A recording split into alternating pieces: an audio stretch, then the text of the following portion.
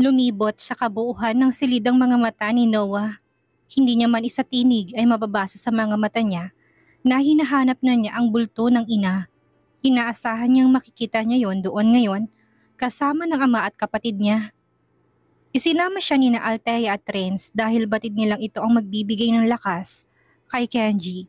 Walang nagawa si Kenji kung hindi ang tahimik na maiyak nang yakapin ng anak. Hindi mawala sa isipan niya si Britney. Kung mawawala ito ng ganun-ganun na lang, habang buhay nasisisihin niya ang kanyang sarili. Dahil sa pagiging incompetent niyang asawa, naroon siya sa pinangyarihan pero walang nagawa.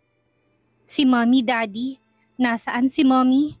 Inosenteng tanong ni Noah na hindi pa rin alam na nawawalang ina niya sa dagat. Where is she? Libot pa rin ito ng mga mata sa kabuuan ng silid. Hahanapin natin siya, Noah. Hahanapin natin ang Mommy at muli tayong mabubuo. Pangako yun ng Daddy. Hahanapin ko ang Mommy, ano man ang mangyari. Muli natin siyang makikita at makakasama. Magtiwala ka lang sa Daddy. Ha? Mommy is missing? Why, Daddy? Why? Hindi na sumagot doon si Kenji. Masyado pang batang anak para maunawaan ang mga nangyari. Dumaan ang mga araw. Unti-unting nakabawi ng lakas si Kenji. At unti-unting naging kalmado si Andrea. Ngunit palaging tulala ang bata at hindi makausap dahil hindi ito nagsasalita. Ganun pa man kahit na anong hanap ang gawin ng mga rescuers at galugad sa mga karatig na lugar at isla na posibleng kinapadparan ni Britney ay hindi nila nakita ang katawan ng asawa. Ni ang damit na suot nito ng gabing iyon o ang alinmang parte ng kanyang katawan ay wala silang nakita. Ikinalugmok yun na maalala ni Kenji pero pinilit niyang kayanin ang lahat dahil kung susuko siya, paanong mga anak? Si Noah na palaging nagtatanong tungkol sa ina at si Andrea na nagkaroon na ng sariling mundo. It's time para tapusin na natin ang paghahanap sa kanya, Kenji. Isang buwan na at wala pa ring balita. Hindi gaanong malayo sa Pampang ang kinahulugan nila, kaya nakapagtataka na hindi natin siya makita. Kung pumailalim man siya, hindi ba dapat ay lulutang siya? Unless tinangay siya ng malakas na alon patungo ng laot o kung saang lupalop man, kaya hindi natin makita. It's either natangay siya o kusa siyang umahon at piniling wag nang magpakita. Bakit niya naman gagawin ang pangalawa? We are fine. Maayos ang relasyon namin. Hindi niya rin magagawang matitiis ang mga bata, lalo't hindi niya noon nakita si Andrea na maayos ang lagay. Odessa, wag mo siyang akusahan na planadong iwan kami ng mga bata. Mariing iling ni Kenji. Iginalaw ni Althea ang magkabila niyang balikat. Hindi niya rin alam at hindi rin nila ni Renz mapagdugtong ang dahilan ng misteryoso nitong pagkawala. Kung nalunod ito, lulutang ito unless napunta ito ng laot na parang imposible dahil ang lapit na sa port ng cruise ship. Ipinalagay na lang niya na malawak ang dagat at baka nga tinangay ito. Hindi talaga natin alam, Kenji, ang mga nangyari. Napaskil na rin sa kabi-kabilang istasyon ng TV ang mukha ni Britney dahil iniisip nilang baka makatulong yon sa paghahanap nila kung gagawin. Pero wala pa rin namang nangyari. Walang kumukontak sa number ng kanilang ibinigay. Nagbigay pa sila ng reward sa makakahanap sa kanya, ngunit wala pa rin ang nagka-interes sa halagang iyon kahit na malaki. Kung buhay pa siya, kusa siyang uuwi. Nagawa na nilang masampahan ng kaso si Maki sa tulong ng abogadong si Attorney Ventacourt na nagbabadyang bumalik sa kanyang propesyon bilang isang abogado. Ito ang naging comeback case niyang hinawakan sa court. Wala pa ring kupas ang galing ng abogado na nagawang idiin si Maki sa patong-patong ng mga kaso at pansamantalang dinidinig sa court. Nangako ito na gagawin niyang lahat para mapagbayaran nito ang mga kasalanan.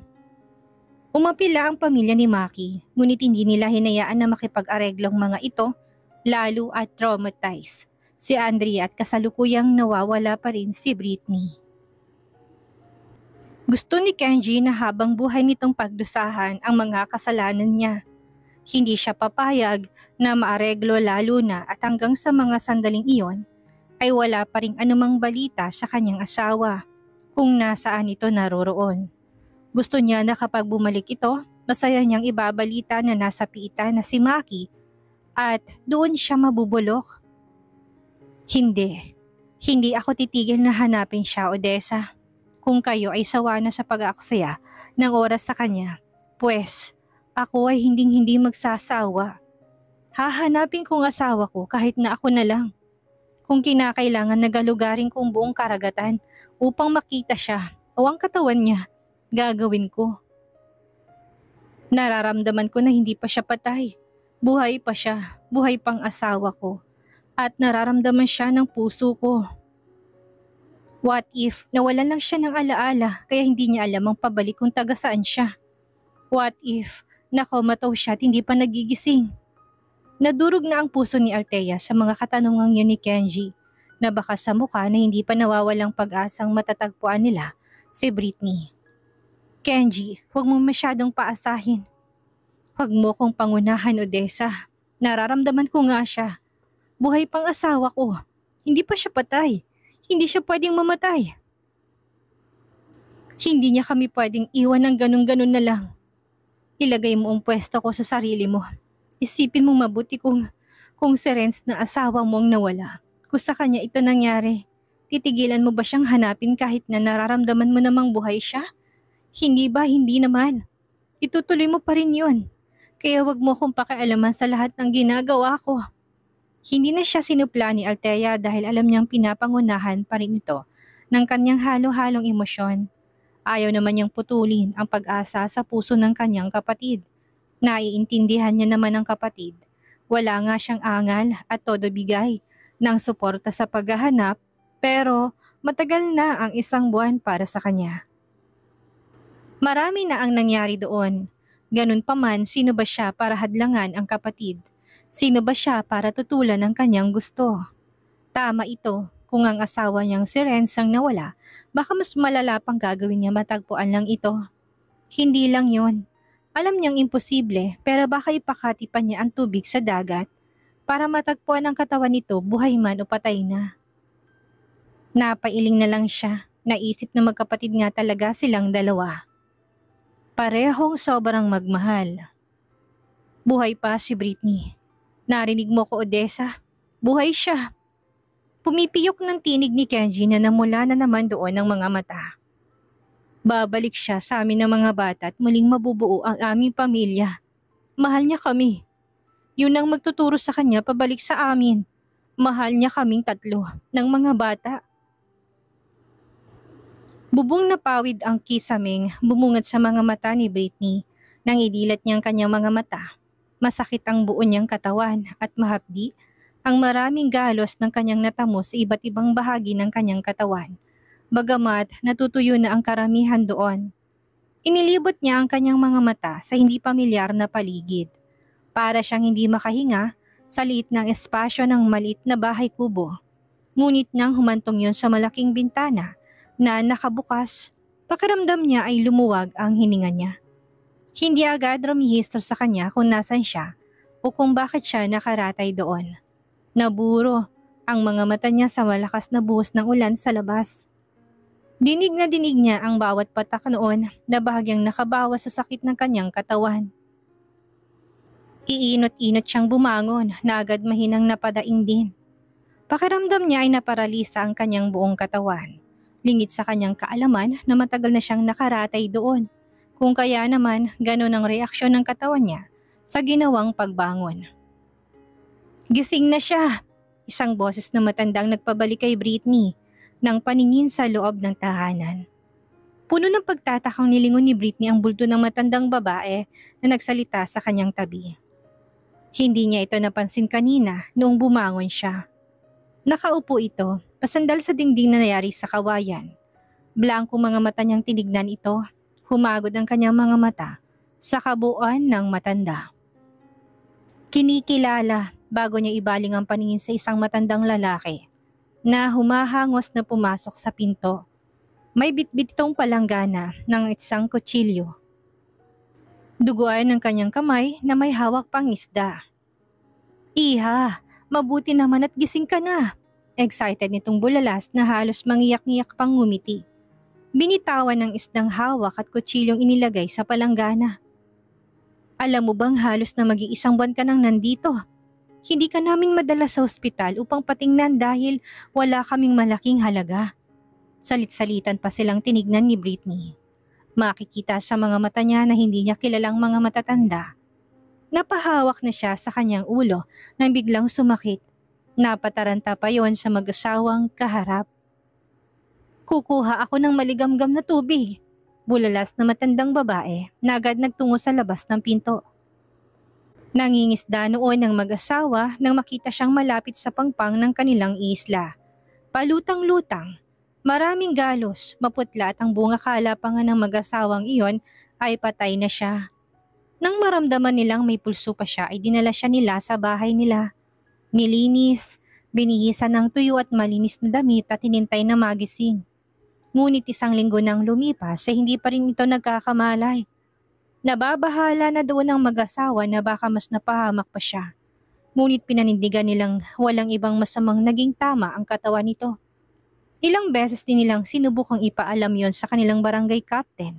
Ngunit nang mapanood kung sinong babae na sa kanilang poder, ay hindi na napigilang matakot ang mag-asawang ipagbigay alam pa siya sa ibang mga tao nang dahil sa laki ng reward na makukuha oras na maibalik nilang babae. Hindi sila nasisilaw sa pera, bagkos ay nag-alangan sila dahil baka pag-agawan ang estrangherong babae na makuha ng mga taong naroon ng dahil sa reward. Mapapahamak lang ito lalo pat wala itong anumang malay. Pinili na lang nilang huwag ipabatid at hintay na lang nilang magising ito. Sa kanila papauwiin ng babae. Yun ang naging plano. Sino ho kayo? Walang sumagot sa mag-asawa na agad inilahad ang baso ng maligamgam na tubig upang ipainom sa kanya. Wala namang bali ang katawan ng babae. Tuyo na rin ang mga galos nito sa katawan. Siguro kung may masakit man dito ay ang likod na lang. Dahil sa pagkakahiga niya ng matagal at walang galawan sa kama, nayari sa kawayan. Hindi nakatakataka yun ang manginig ang katawan ni Britney nang tangkain niyang tumayo at subukang humakbang. Mabilis siyang inalalayan na mag-asawa dahil kung hindi ay pihadong matutumba siya at hahandusay sa sahig na sobrang delikado sa kanya. Hindi naman inalis ni Britney ang hawak ng mga braso ng matatanda sa kanya. Wala siyang nakikitang masamang hangarin nila at isa pa, magaan ang loob niya sa kanila. Batid niyang may mabuting mga puso ang mag-asawa. Natatandaan mo ba kung ano nangyari sa'yo? Oo nga iha. Ang tagal mong natulog, sang-ayon pa ng isa sa kanila. Pwede mo bang sabihin sa amin kung naaalala mo? Sa halip na sagutin ang katanungan ni Britney ng dalawang matanda, ayun ang naging tanong nila sa kanya. Puno ng pag-asa ang kanilang mga mata na makakabalik na ang babae sa kanyang pamilya. Naaawa na sila sa mga anak nitong nagpakita sa TV kahit na blurred ang muka. Gusto sana nilang ipaalam na ito sa pamilya ng babae. Ngunit wala rin silang kapasidad para kumontak sa kanila on the spot. Malakas ang ulan. Hindi ko po matandaan, wala akong matandaan. Magkahulugan ng nakatinginan ng mag-asawa. Na tila may bakas ng hilakbot sa kanilang mga mata. Sa TV lang nila napapanood yung mga ganitong senaryo. Sa mga soap opera lang pero ngayon ay mukhang mararanasan na yata nila sa totoong buhay. Totoong may mga taong nawawalan ng alaala pansamantala. Hindi ko rin maalala kung anong aking pangalan. Ilang taon na ako at saan ako nakatira. Pag-amin ni Britney dahil kahit na anong pilit niyang halughog sa kanyang isipan. Kung sino siya'y blankong sagot ang ibinibigay ng kanyang isipan. Wala siyang maalala sa pagkatao niya. Nagbabaka sakali siya na may sagot sila sa kanya. Ngunit base sa kanilang itsura ay gulat na gulat pa rin ng mag-asawa. Hindi po ba kayo ang mga magulang ko? Muling tanong niya dahil baka ginugood time lang siya ng mga matatanda. Sabay at mariin ang pag-iling na ginawa ng dalawang matanda. Ayaw nilang lokohin ang babae kaya naman una pa lang isasabihin na nila dito kung sino siya. Ipinakita sa maliit nilang TV ang pangunahing balita para sa araw na yon. Hindi man gawa sa bato ang bahay na yon ay may kuryente dito at may mga pangunahing appliances din sila na pangunahing kailangan ng normal na pamilya. Mayroon silang TV, halos isang buwan na ang nakakalipas sa hindi pa rin natagpuan ang asawa ng kilalang negosyanteng si Kenji Barruel, ang sikat na pintor na si Britney Joanna Barruel. Ganun pa man, hindi nawawala ng pag-asa ang kanyang asawa na muli niya pang mayayakap at makikitang may bahay niya. Nasaan na nga kaya ang kanyang asawa ngayon? Buhay pa kaya ito o habang buhay na niyang iiwan ang kanyang mag-aama? Wika ng newscaster doon nakaharap si Kenji at ang dalawang batang nakablur pa rin ang mga mukha. Pumayag si Kenji na magpa-interview sila. Hindi pa rin siya nawawala ng pag-asang matatagpuan ng asawa. Malakas pa rin ang kutob niyang buhay ito. At papaniwalaan niya ang kutob na yon hanggang sa magkatotoo. Marami ang nagsasabi na sumuko na siya, tanggapin ang masaklap na nangyari pero ni isa sa kanila'y wala siyang pinakinggan. Hihintayin niyang pagbabalik ni Britney kahit na habang buhay pa yon. Hindi na ganong kainit ng balitang yon na natakpan ng maraming isyu sa bansa. Wala siyang pakialam. Buhay siya, naniniwala ako. Kami ng mga bata na babalik ang aming ilaw ng tahanan sa tamang oras. Litanya ni Kenji sandali nang itapat sa kanya ang kamera at makapture ang reaksyon ng buo niyang muka. Walang pakundangan na namuo ang mga luha ni Britney sa kanyang mga mata nang makitang asawa sa maliit na screen ng TV na kanyang kaharap. Unti-unting bumuhos yun kagaya ng malakas na iyak ng langit sa labas ng bahay na kumupkop sa kanya at walang sawang nag-alaga ng isang buwan. Inabutan siya ng malinis na damit na matandang babae upang gawing pamunas ng bumabaha niyang mga luha. Tinanggap yun ni Britney na hindi pa rin inaalis sa mga mata sa screen ng TV. Sa mga sandaling iyon ay para bang gusto niyang lumusot at yakapin ng lalaki kahit na hindi niya naman ito gaano pang kilala. Malakas ang kutob niyang malaki ang parte nito sa buhay niya. Sa hinuha niya ay siyang tinutukoy doon ng lalaki. Britney, kung saan ka man naroroon sa mga sandaling ito, please umuwi ka na, miss ka na ng mga anak natin. Pausang boses ng lalaki na para bang nakatingin ng mga mata kay Britney at nakikipag-usap sa kanya. Miss ka na ni Noah at Andrea, umuwi ka na please. Matagal na kaming naghihintay sa pag-uwi mo. Humagulhol pa doon ng iyak si Britney nang biglang mamatay ang TV at mabalot ng dilim ang paligid. Nag-brown out sa lakas ng ulan ng kanilang buong barangay. Kung kaya naman hindi niya na natapos panoorin ng interview kung saan nagsalita rin si Noah upang manawagan sa kanyang ina. Samantala wala pa rin namang pagbabago sa pagiging tahimik ni Andrea. Hinayaan ng mag-asawang umiyak si Britney dahil naisip nila na baka makatulong yun upang bumalik ang alaala niya. I-digest kung ano ang kanyang kinamulatan.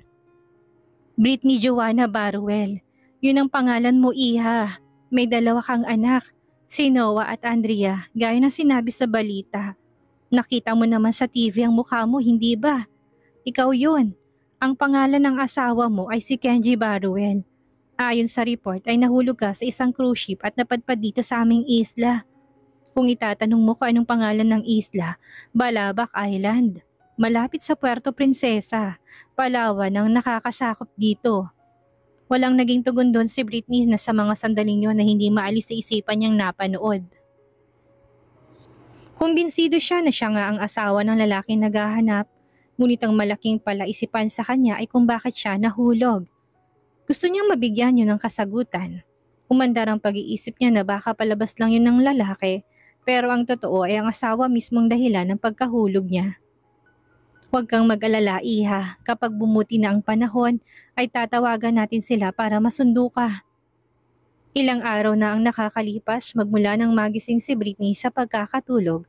Wala naman siyang ibang naramdaman sa katawan kung kaya hindi na siya dinala pa sa ospital. Inamin din ng mag-asawa na wala silang sapat na halaga, kaya gusto na nilang makauwi ito para ang pamilya na nito ang magpatingin dito. Kailangan mo ng full body check-up upang malaman kung may napinsala sa katawan mo. Base kasi sa footage na kumalat noon sa balita, medyo mataas din ang pinanggalingan mo nung mahulog ka.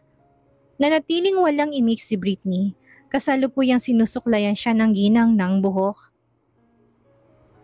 Patuloy na inaalagaan hanggang sa tuluyang makabawi ng lakas nang nawala sa kanya ng 1 buwan.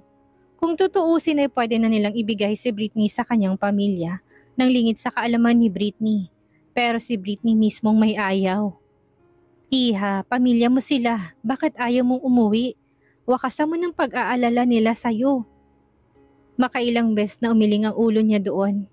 Hindi sa ayaw niya pero ang gusto niya ay babalik siya sa kanila kapag merong naalala na siya kahit na kaunti. Ayaw niya maging pabigat sa kanyang pamilya na paniguradang mangyayari oras na wala siyang maisagot sa kanilang mga katanungan. Isa pa sa dahilan niya ay gusto niyang masigurado na hindi palabas ang pagkahulog niya at hindi yun sinadya ng kung sino. Naku, delikado yung gagawin mo, Iha. Paano kung may pinsala ka sa katawan at hindi pa lang yun nakikita ngayon? Kailangang maagapan yun. Dito sana ako nagkataon lang na may sapat na halaga. Malaki ang pagtutol ng matandang lalaki. Marami itong tamang katwiran. Ngunit nakiusap mabuti si Britney. Ipinaliwanag niya ang side niya. Naintindihan naman yun ng mag-asawa kahit halatang napipilitan lang. Sige na po. Hayaan niyo na po muna akong manatili dito. Kahit na hanggang sa makabalik ang konti ng mga alaala ko. Hindi ko po kasi alam kung set up, frame up ang pagkakahulog ko. Hindi sa wala akong tiwala sa kanila pero paano kung ganun po yun? Huwag po kayong mag-alala, hindi ko naman kayo ipapahamak. Nanatili lang si Britney sa loob ng bahay habang nagpapagaling. Malayo ang mga kapitbahay nila na siyang naging isang magandang factor upang hindi mangamba ang mag-asawa habang nangingisda sila at naiwang mag-isa si Britney sa kanilang tahanan. Tinupad naman ng babae ang pangakong mananatili siya sa loob ng bahay at hindi maglalaboy sa labas kung saan maaring may makakilala sa kanya. Hanggang sa 1 linggo ang matuling lumipas at unti-unting bumalik sa normal ang lakas ni Britney. Muling nakalakad. Sanang mga alaala mong nawala ang sunod na manumbalik, Iha. Malakas na hagupit ng bagyo ang kanilang isla kung kaya naman nawalan sila ng kuryente at access sa lahat. Putol din ang linya ng kuryente at anumang komunikasyon sa buong isla. Kasabay ng pagdating ng malakas na bagyong iyon ay ang pagbabalik naman ng mga alaala ni Britney. Na paulit-ulit nag-replay habang natutulog siya. Nang magising siya, natatandaan na niya ang lahat ng pagkakasunod-sunod na nangyari. Ang mga katangahan niya at maling desisyon na alam niyang nagpahamak sa kanya at nagdala doon. Naalala ko na po kung sino ako, kung saan ako nakatira, ang mga pangalan ng pamilya ko, ang lahat na nangyari bago ako mahulog sa cruise ship, kung ano ang tunay na dahilan kung bakit pinili kong tumalon. Pagkatapos ng kanilang hapunan ay sambit ni Britney sa 2 matanda na bagamat alam na darating ang panahong iyon ay nagulat pa rin sa kanyang sinabi. Britney Joanna Baruel, isang pintor na nanirahan noon sa Malaysia. Hindi ang asawa kong dahilan ng aksidente ko kung hindi ang maling naging desisyon ko.